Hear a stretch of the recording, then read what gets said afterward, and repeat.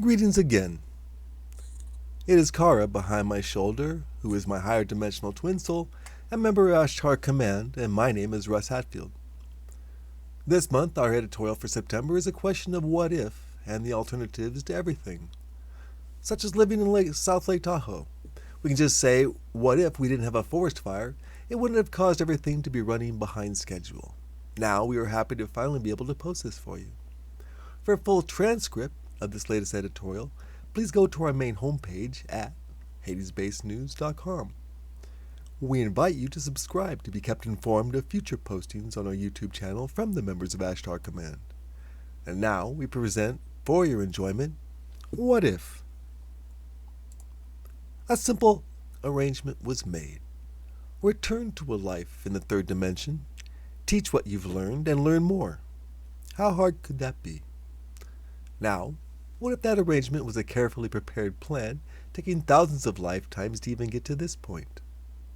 What if the destruction of our environment was the one thing that would bring our planet together?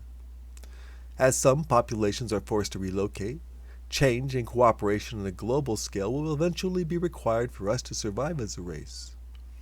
All that cooperation is a step in the right direction to growing then as humans instead of as a people separated by too many things to list.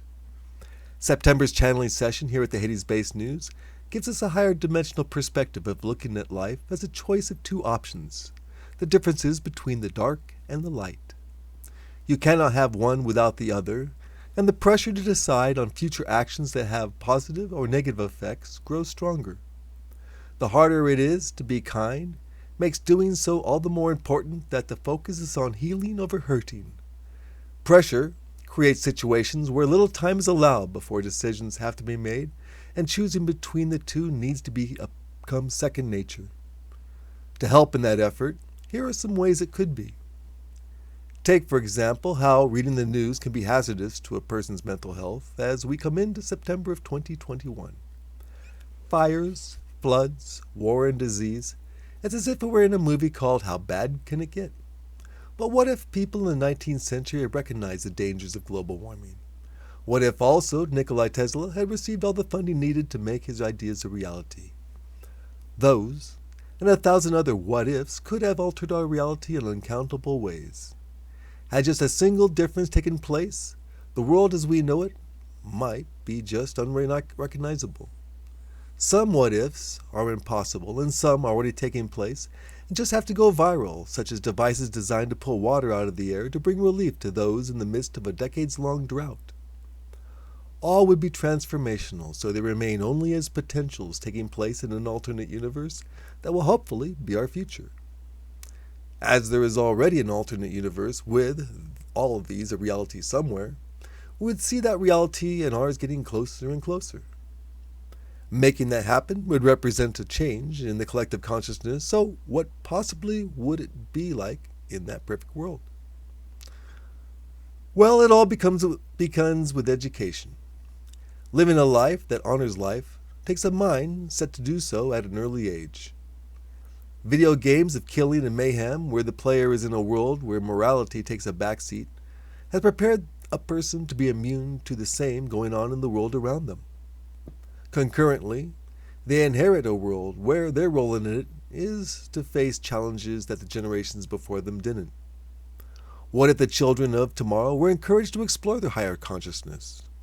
Something of that magnitude would have the possibility of bringing the world together around a common love for their children. Without the violence inherent in almost all of the programming, games, and entertainment, thoughts could be directed more inward, but therein lies the lesson.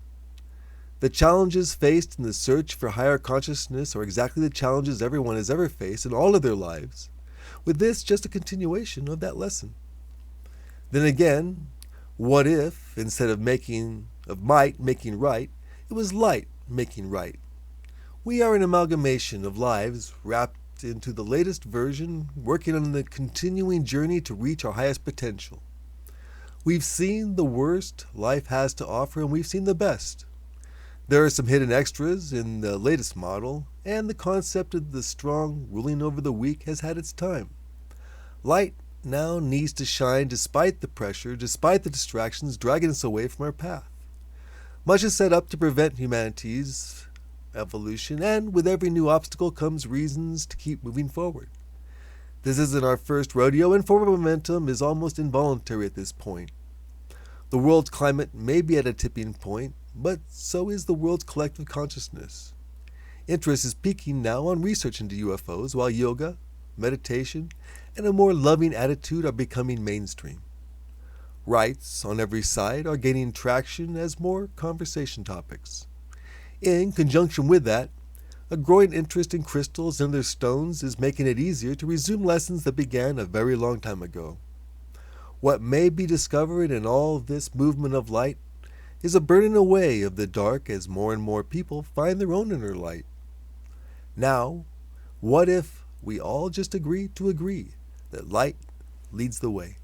In light, love, light, and wisdom, Russ and Kara.